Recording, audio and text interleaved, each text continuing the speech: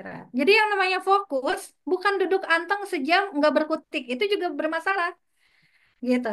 Kalau ada anak yang diam terus selama 1 jam nggak gerak-gerak, berarti ada masalah juga ya. Jadi yang namanya fokus tuh ada batasnya gitu. Itu tanda umum, perhatikan gejala-gejala umum. Yang kedua, menghindari tugas tertentu nggak? Setiap ada tugas pasti gitu ya, atau langsung ke emosi meledak saat belajar. Ada ya, pernah nemuin Kak? Ketika belajar bahasa Inggris seneng, ketika matematika gubras-gebris, apa istilahnya ya, gubras-gebris. Wah, nggak tahu, nggak mau, wah gitu ya. Emosi meledak saat belajar itu udah jelas. Itu tanda ada gangguan dalam belajar. Itu tanda umum ya. Anak 7 tahun menangis setiap diminta menulis huruf B dan D. Misalnya. Nah, itu juga contoh kasus ya. Tentunya kakak-kakak ya Bunda ada profesi tertentu yang bisa membaca ini, yaitu terapis, konselor, psikolog, eh, apa ahli pendidikan yang menangani anak-anak berkebutuhan khusus, berkesulitan belajar, itu punya alat ukurnya. Tapi kita juga sebagai guru umum atau orang tua perlu tahu gejala awal. Jadi jangan dimaklumi ya. Gitu. Emosi meledak saat belajar, kenapa ini jadi masalah? Sama aja ketika ayah bunda sedang tidak baik-baik aja, kemudian ada Kak Jaki bilang sabar ya, gitu. Meledak kan? Berarti kondisinya kitanya yang lagi nggak baik-baik aja, sehingga tidak akan menerima ilmu baik apapun pada saat kondisi kita sedang tidak bagus, gitu ya. Ini berarti langkah satu ya, observasi tanda umum ya. Kemudian langkah kedua, analisa di perform akademik. Ini cara gampangnya sebagai kita orang umum bisa ngecek gitu ya.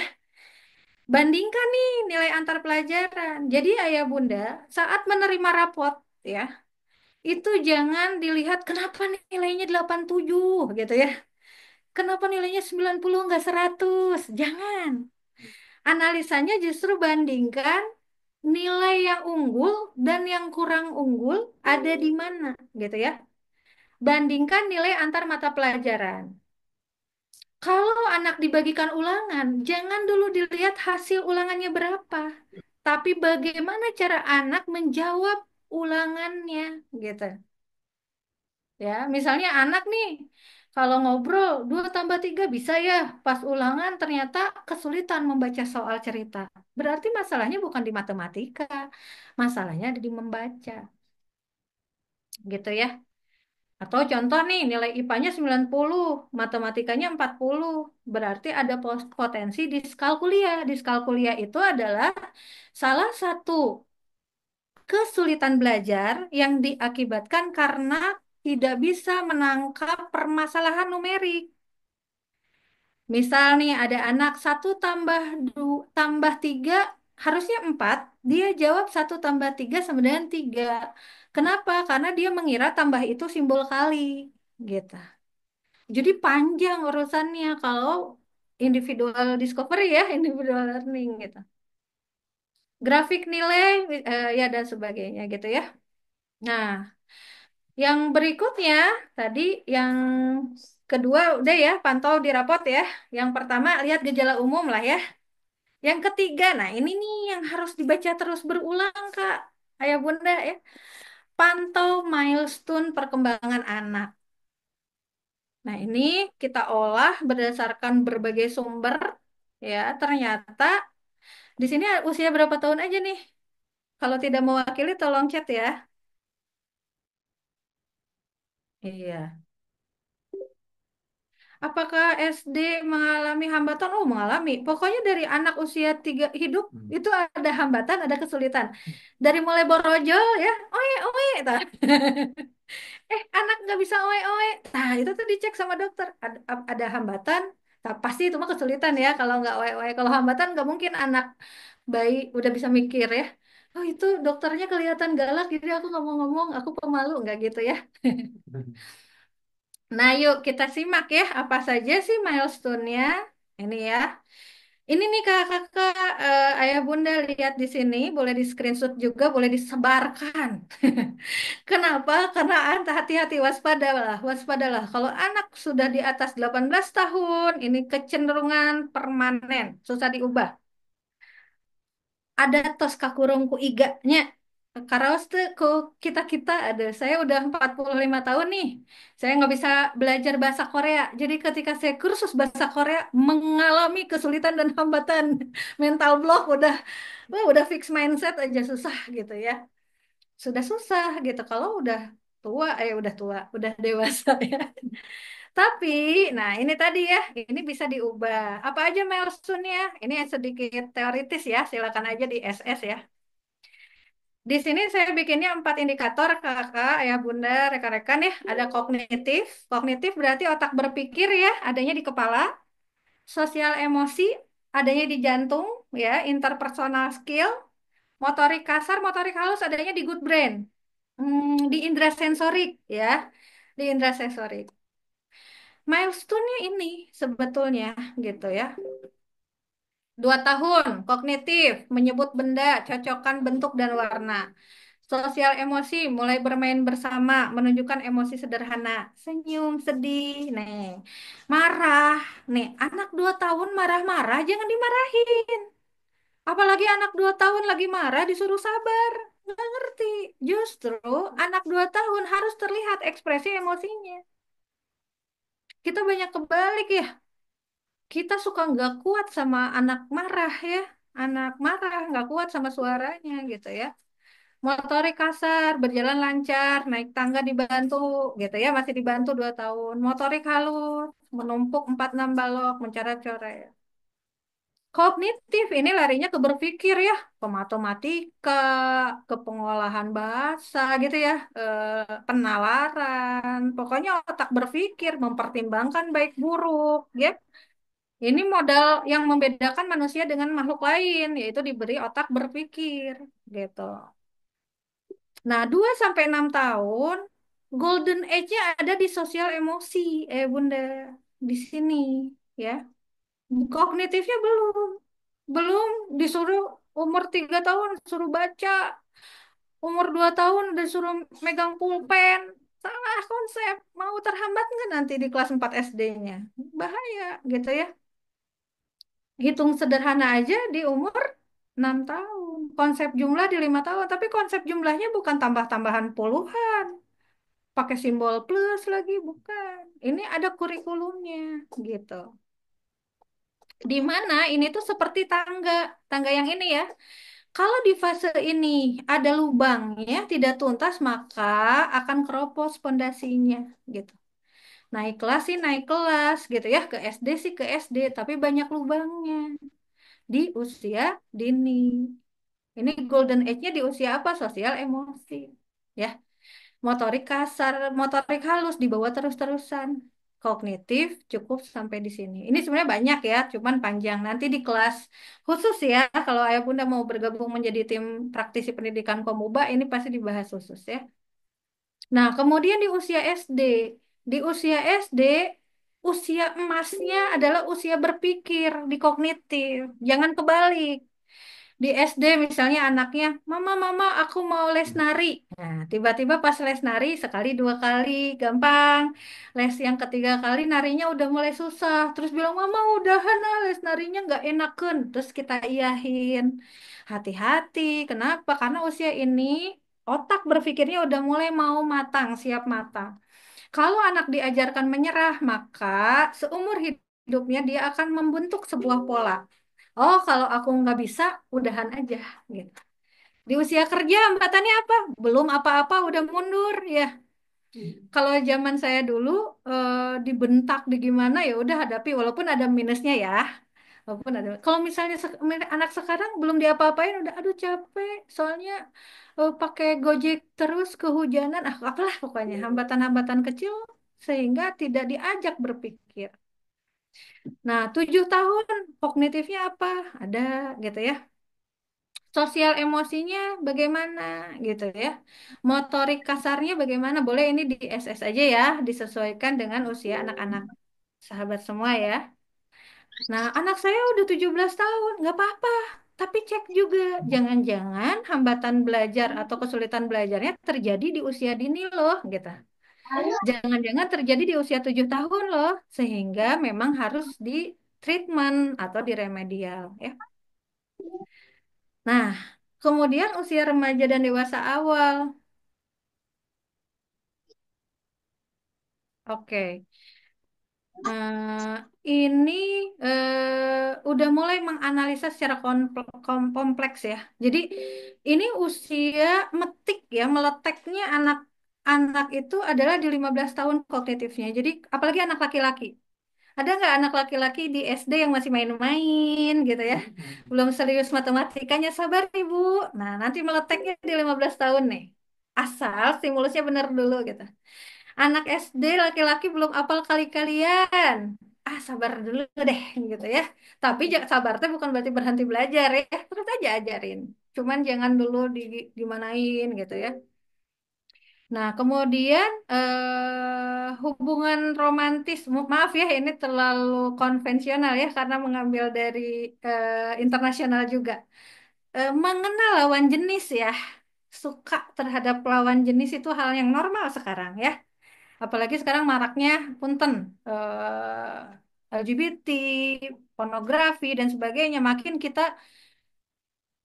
apa ya saru ya antara nih anak nggak boleh pacaran atau si anak akhirnya sukanya sama amit-amit ya auzubillahi min dalik sama sesama jenis dan sebagainya. Karena ini masa krisis justru. Nah, kognitifnya boleh dilihat ya di usia SD udah bisa hitung mundur, membaca dasar, waktu, pecahan sederhana, fokus meningkat. Nah, ini kognitif. Fokus meningkat di usia 9 tahun. Nah, rata-rata anak-anak di Indonesia terjadi pengabaian belajar di usia di kelas 3 dan 4 tahun. Di kelas 3 dan 4 ya. Karena fokus jadi tidak bagus, logis dan cerita panjang. Nah, coba cek ayah bunda, anak yang umur 9 tahun kalau cerita panjang nggak? Minimal satu paragraf lah, 5 kalimat nggak?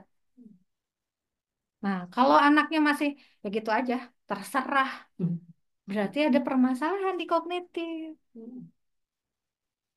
Hati-hati loh, ada apa ya? Maksudnya ada orang yang memang harus diterapi gara-gara nggak bisa cerita loh, gitu. Di terapi emosi ya. Menceritakan apa yang terjadi aja susah gitu.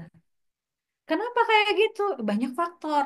Jadi saya nggak bisa judgement ya. Oh, abis ditanya mulu sih sama mamahnya gitu ya. Tadi ngapain? Belajar apa? Eh, Gimana matematikanya? Misalnya kayak gitu ya. Nah, stimulasinya adalah berikan pertanyaan yang kreatif, tidak itu-itu saja gitu ya. Ini berarti gimana biar anak bisa bercerita panjang? Coba pertanyaannya berarti bukan hanya tadi gimana di sekolah, belajar apa? Bukan hanya gitu ya. Stimulusnya dari mana? Dari usia-usia sebelumnya, pengenalan emosi ya. Hari ini happy, sedih, kecewa, bahagia, atau gimana deh? Sedih, nah habis sedih. Wah langsung dikomentarin ya. Boro-boro mau cerita. Apalagi anak-anak yang pendiam, kesannya introvert ya. Alah, udah deh. Gimana mama aja gitu ya nantinya. Nah, kenapa eh, harus bercerita ya?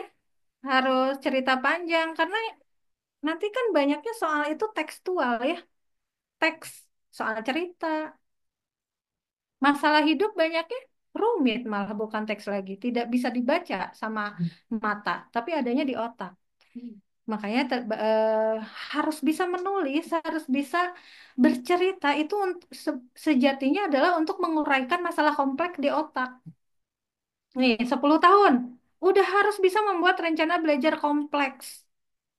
Belum bisa nih belajar gimana mama gitu ya. Aduh pusing. Nah, kalau banyak, jadi kalau saya sih stimulasinya anak SD itu banyakin kegiatan, udah gitu aja. Banyakin kegiatan, bukan bukan banyakin berprestasi, bukan. Jangan kebalik ya. Punten bisa. Anak TK udah belajar hafalan anaba.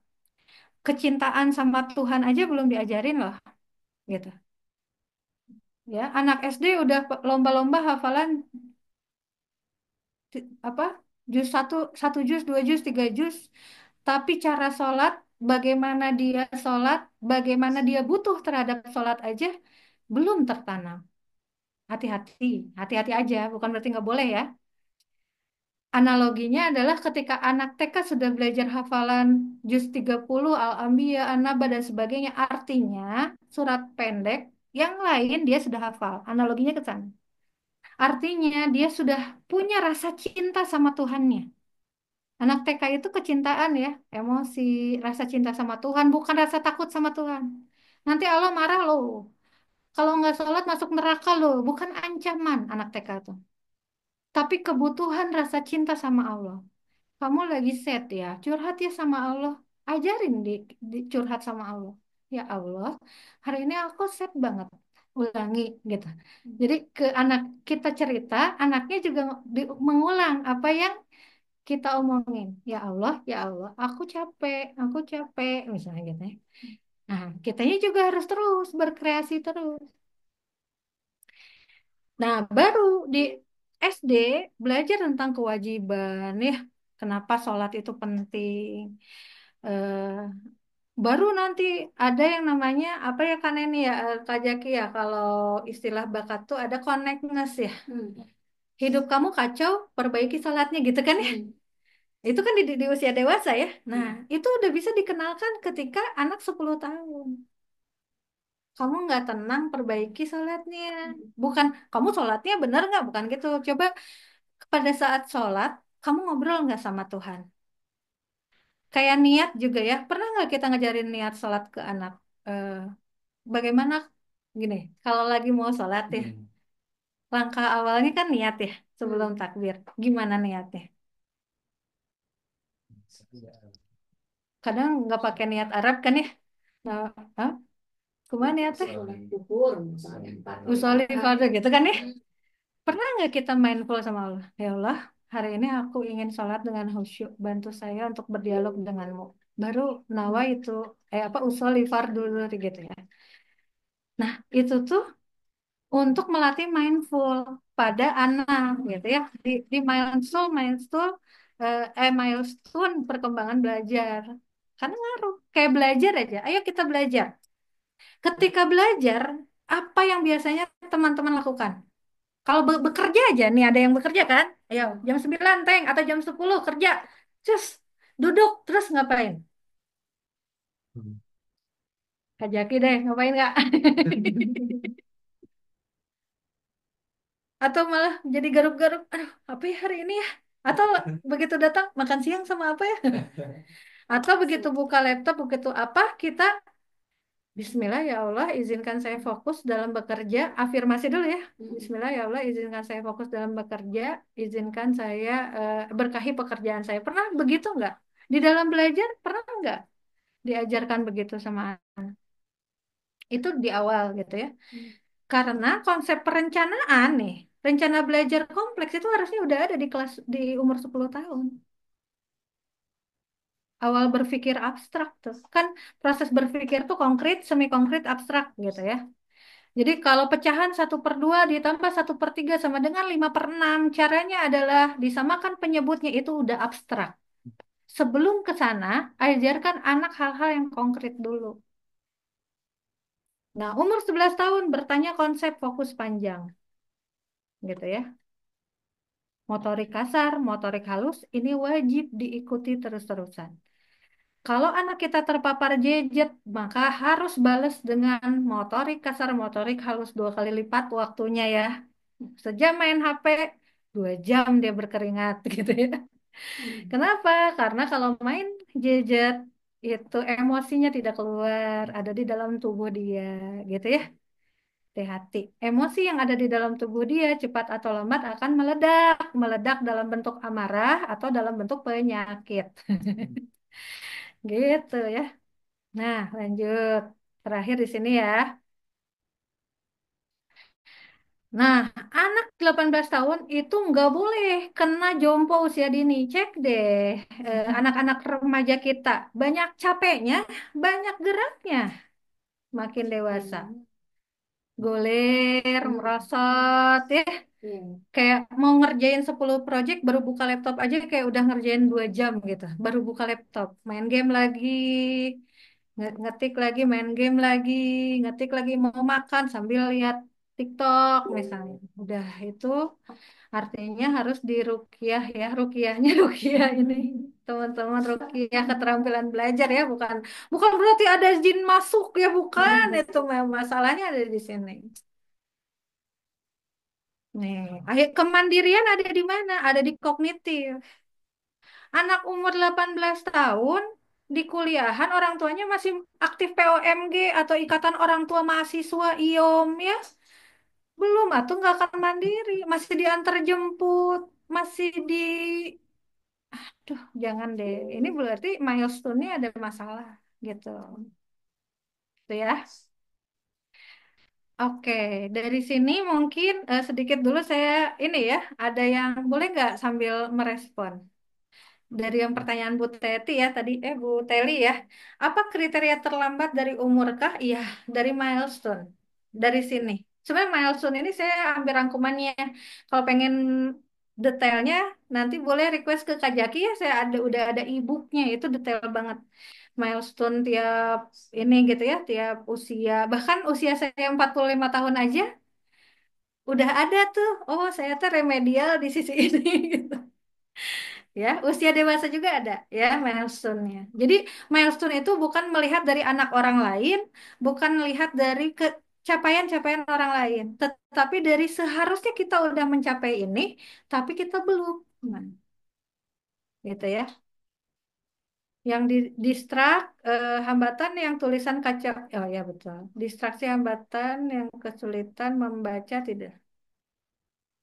Iya. Apakah umur masuk SD kurang 6 tahun bisa mendapat hambatan belajar? Bisa. Oh, Kak Kiki mau slide sebelumnya. Ayo, silakan nih Kak, mumpung anak-anaknya masih, gitu ya, masih lucu-lucunya. Karena nanti sudah nggak lucu lagi ya, apalagi kalau terlambat. Silakan di SS ya. Nih, ada 16 berapa? 16 tahun nih, misalnya anak SMA. Nih, ini anak SMA biasanya. Nggak bisa pikir kompleks, nggak bisa. Mikir kompleks tuh apa? Ikut ekskul, ada tugas banyak dari sekolah, ngebantu ibunya, bapaknya di rumah, gitu ya. Ada tanggung jawab di rumah, itu udah kompleks ya, gitu. 15 tahun. Refleksi diri, ya, pro kontra logis. Nah ini juga 16 tahun. Udah harus ada kerja paruh waktu malah ya, 16 tahun tuh ya. Udah ada magang nih. Kita kita anteng sekolah. Biar apa? Kuliah yang bagus ya, Nak. Biar kerja. Lah, enggak. Sebenarnya kerja, magang, dan sebagainya cocoknya di SMA. Ya, oke. Itu mungkin tahap pertama. Tahap keduanya nanti kita akan membahas bagaimana bentuk tes-tesnya ya. Langkah 4 adalah tes formal dan profesional. Gitu ya. Baik, untuk sesi ini mungkin diserahkan ke kafe dulu ya karena sudah azan di saya, sudah azan asar, kita bisa sholat dulu baru kita nanti masuk lagi ya. Pastikan jangan kemana-mana. Enggak kafe. Oke, terima kasih banyak Kak Yuke atas materinya. Oke, mungkin kakak-kakak ya ibu, ya bunda, bapak ibu semua, kita akan ada jeda istirahat dulu ya untuk sholat asar. Mungkin akan kembali lagi di 15.25 mungkin ya cukup ya untuk Cukup, istirahat cukup. sholat terlebih dahulu. Ya, Untuk yang mau stay di Zoom boleh karena Zoomnya juga tidak akan di close untuk melanjutkan materinya dan juga kalau yang mau leave boleh tapi diusahakan untuk join lagi karena sayang ya kalau misalnya setengah-setengah doang gitu informasi dan ilmunya. Oke, kalau gitu ayah, bunda, sahabat-sahabat dan bapak ibu semua boleh untuk kita istirahat terlebih dahulu untuk melaksanakan ibadah sholat asar. Terima kasih banyak.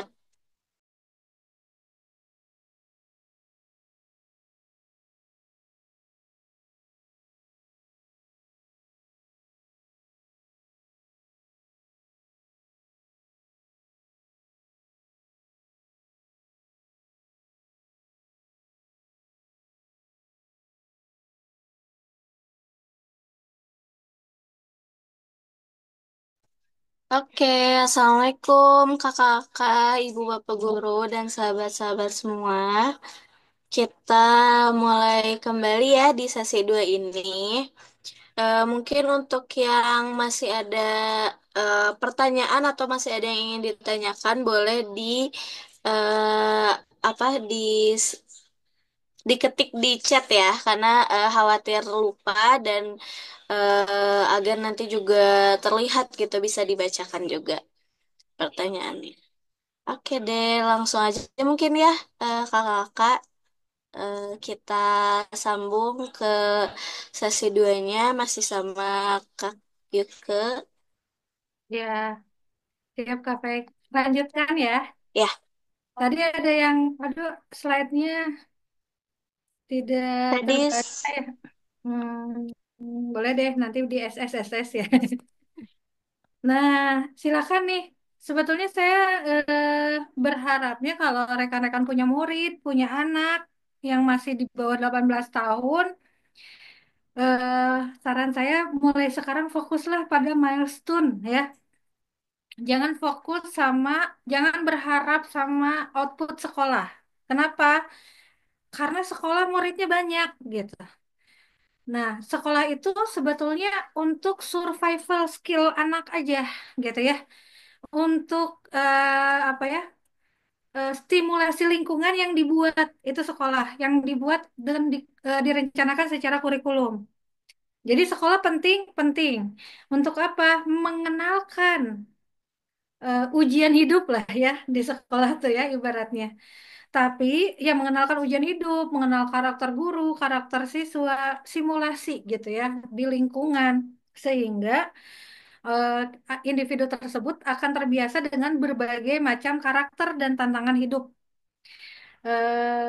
Bagaimana kita memenuhi harapan, mengejar target, berada dalam sistem, itu pentingnya sekolah. Tapi aspek perkembangan, fokuslah pada milestone anak. Kenapa? Karena setiap anak pasti beda-beda, gitu. Bila perlu ya, kalau teman-teman adalah ibu yang idealis, buat tuh portofolio anak dari kecil, gitu ya, sampai eh, nanti masa penyapihan anak itu di usia 18 tahun ya. Karena setelah 18 tahun, anak kita tuh udah milik masyarakat, ya. Jangan kebalik. Jadi kamu harus kuliah, kerja, terus nanti biayain bunda dan ayah, nggak gitu juga ya. Tapi 18, kalau itu masalah hasil dari terserah anak kalau menurut saya ya.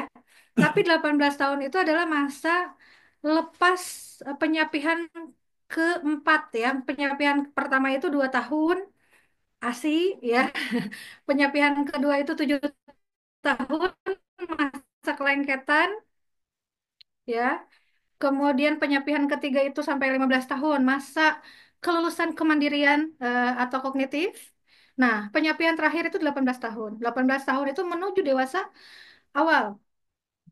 Sudah harus mulai matang secara emosi, hidup mandiri, ya, fisik dan koordinasi maksimal, siap kerja atau kuliah. Jadi sudah memiliki keterampilan dewasa. Apa keterampilan dewasa itu? Komunikasi, manajemen, adaptasi terhadap perubahan, kecekatan operasional, itu keterampilan dewasa, ya. Kemudian apalagi ya, berpikir ya, logika, analis, itu keterampilan dewasa. Sehingga transformasi antara keterampilan belajar dan keterampilan bekerja itu berkesinambungan, gitu, ya. Nah, kemudian tahap berikutnya bagaimana sih gitu ya. Langkah keempatnya adalah kita harus kenali jenis tesnya ya. tes ini beda dengan ujian sekolah. Ujian sekolah kan sifatnya akademik. Jadi makanya kenapa penting nggak ujian sekolah? Penting. Anak harus ngumpulin tugas, harus. Untuk apa? Latihan, bertanggung jawab, latihan dia bagaimana taat pada sebuah aturan gitu ya. Itu di sekolah. Nah, sementara tes untuk mendeteksi apakah ada gangguan belajar itu banyak ya. Kita tidak semua bisa melakukan tes sendiri, ya. Apalagi ibu yang 100% ngasuh anaknya, itu akan mengalami kesulitan out of the box, mengobservasi yang semestinya. Makanya perlu adanya pihak lain, gitu ya. Apa jenis tesnya? Pertama ada tes psikologis, udah jelas ya. Ada tes IQ, tes kepribadian, perkembangan sosial emosi, yang itu bisa dilakukan oleh para psikolog ya. Kemudian asesmen akademik. Nah, ini di sekolah. Di sekolah.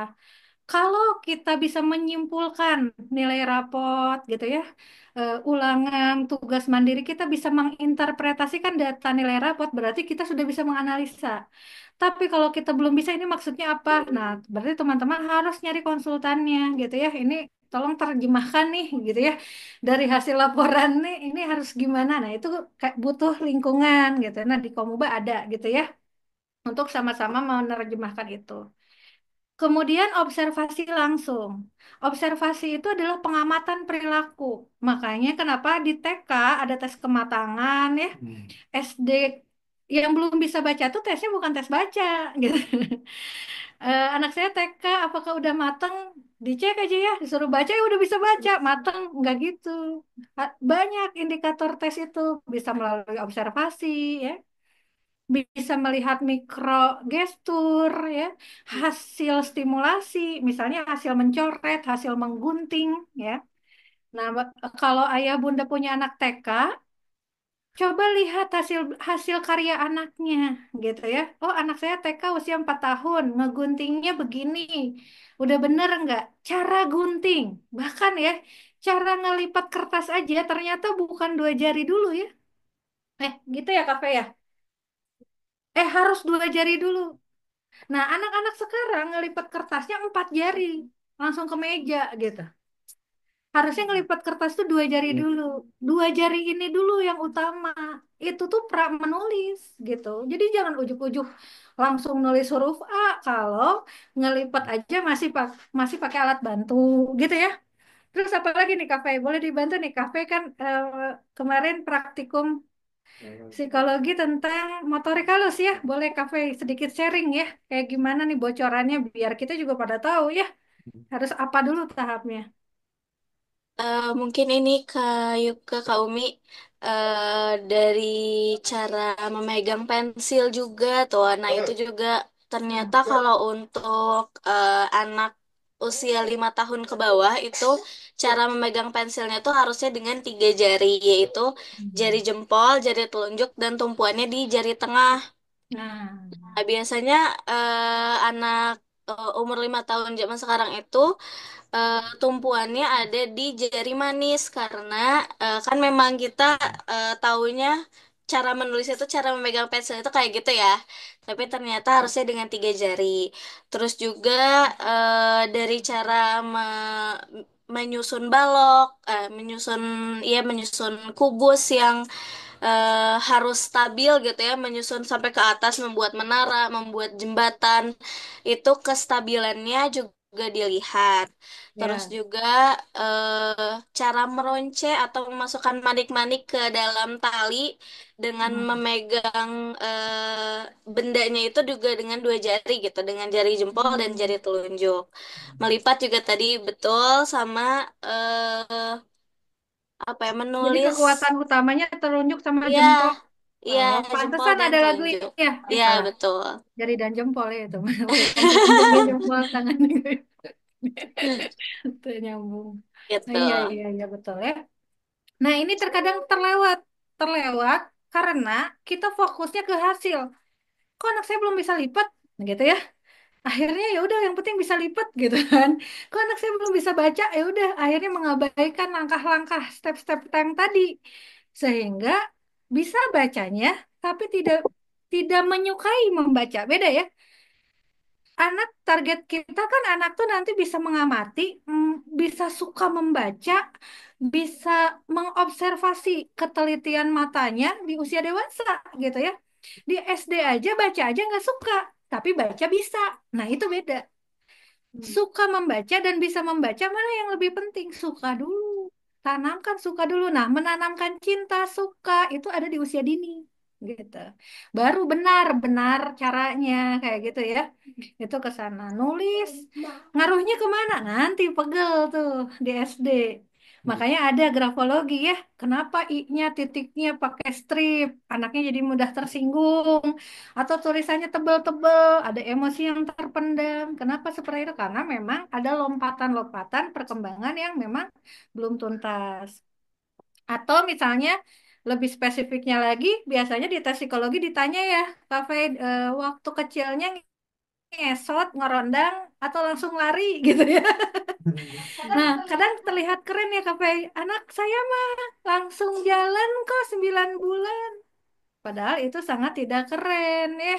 Padahal yang harus lama itu adalah apa kafe? Iya, Ngerondang di ya, merangkak, eh, iya merangkak ya. merangkak yang anak Ya, kecil itu. ya itu yang harus lama ya. Nah, gitu. Karena ngaruh ke sana. Oke, jenis tes yang berikutnya nih, ini tes psikologi. Nah, tadi ya wawancara, ada kuesioner, ada tes kesehatan dan fisik ya.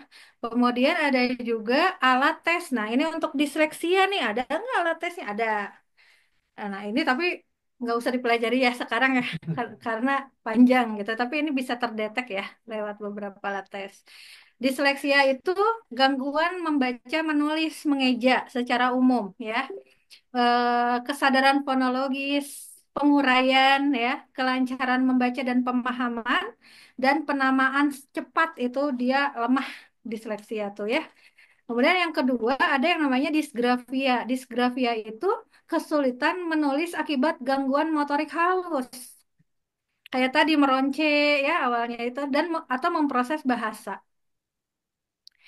Biasanya ini kecepatan menulis, postur ya, postur memegang pensil dan sebagainya.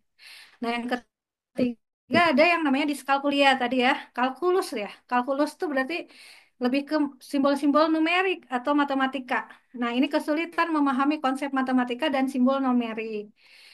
Nah, orang yang punya kesulitan diskalkulia belum tentu logikanya rendah ya. Ada kan anak nggak suka matematik, tapi logikanya nalarnya bagus tinggi. Nah, itu juga beda. Matematika kognitif itu sesuatu yang berbeda. Jadi, tapi matematika bagian dari kognitif, bagian dari proses berpikir gitu ya. Tes garis mental angka. Jadi yang diajarin anak TK itu kebanyakan nulis ya, nulis angka.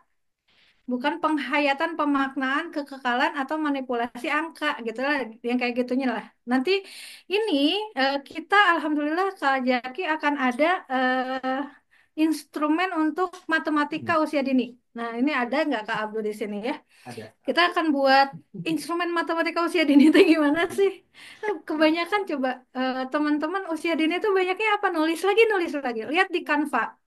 Matematika untuk anak TK, angka deui, angka deui. Bukan, jangan ya. Kebetulan saya based on-nya realistic mathematics education ya, matematika yang berdasarkan psikologi ya.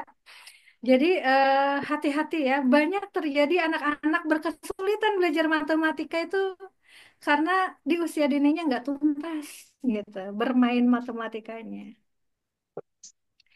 Oke, ini jenis-jenis tes ya. Atau ini nggak bisa dicek sama diri sendiri. Nggak usah deh, kita butuh bantuan kalau udah ini ya. Nah, tapi ada juga yang bisa kita evaluasi. Nah, ini juga sama ya, evaluasi motorik dan fisik ini juga harus dievaluasi. Anak, nah ini ya, anak usia dini, duduknya W. W itu berarti gimana? Emok cabok ya kalau di bahasa Sunda. Itu hati-hati. Tulang ekornya langsung kena ke apa namanya lantai, itu akan mengalami hambatan belajar, kesulitan belajar, fokus, kayak gitu ya, makanya harus dikoreksi. Hati-hati ya. Kelihatan anaknya anteng, taunya duduknya emok cabok gitu. Jadi, ya gimana ya? Jadi kayak W gitu si apa paha dengan paha beradu gitu ya. Kaki ke belakang. Nah, itu bahaya sekali untuk proses konsentrasi gitu ya. Hal kecil itu akan menghambat nantinya pada saat dia usia sekolah. Tes motorik halus, nah tadi yang kayak kafe ya, ada juga tes koordinasi mata dan tangan. Nah, ini sebetulnya ada di indikator learning readiness ya, yang piramid kesiapan belajar di usia dini ya. Jadi koordinasi antara mata dan tangan ini banyak sekali permainannya. Misalnya anak mau memberikan minuman ke ibunya, dia kontak mata sama ibunya, tapi minumannya dibaki, pakai baki, dia ngelihat minuman, ngelihat lagi ibunya, ngelihat minuman, ngelihat lagi ibunya. Banyak ini permainannya untuk usia dini ya. Bahkan ya kalau anak SD tacan tiasa nyuguhan, belum bisa ada tamu ya, anak SD silakan pakai baki, itu harus diterapi loh. Iya, karena akan ngaruh ke kognitif gitu, akan ngaruh ke prestasi akademik. Keseimbangan tubuh, lompat satu kaki atau berlari berima ya, berirama. Kemudian deteksi gangguan perkembangan, pemeriksaan sensorik integrasi. Ini juga ada alat tesnya ya. Lalu ini analisa gaya belajar. Coba saya pengen tahu nih, boleh tulis di chat. Ada berapa sih gaya belajar itu?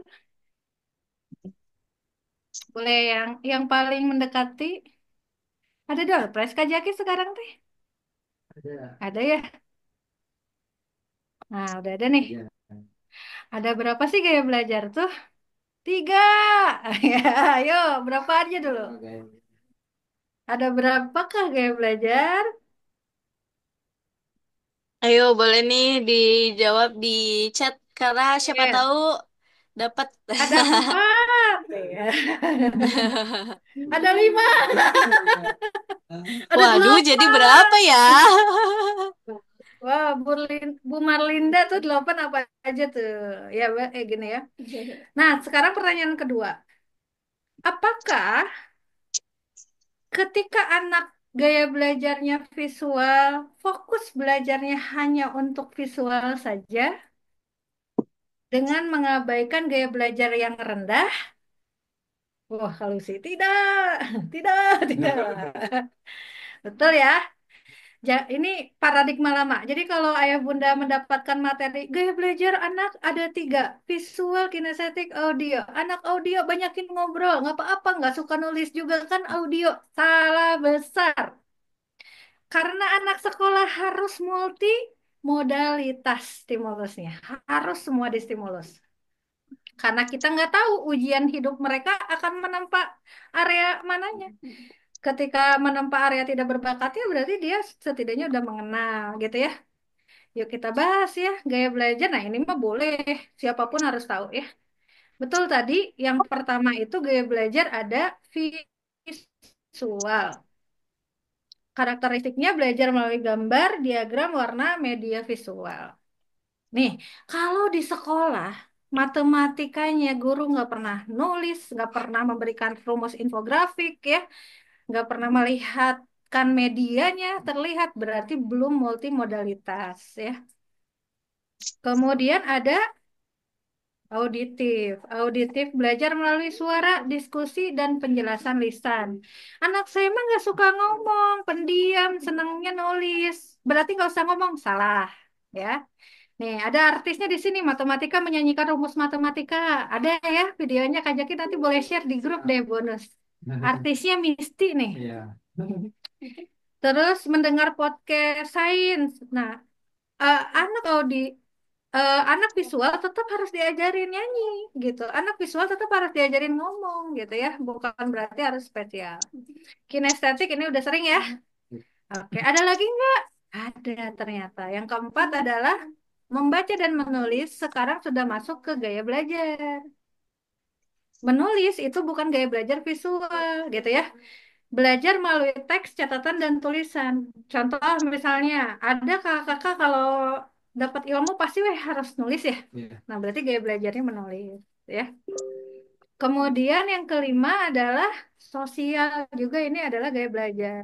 Ya, belajar optimal dalam kelompok atau interaksi sosial nih, apalagi orang anak-anak ekstrovert. Anak ekstrovert makin rame gitu ya.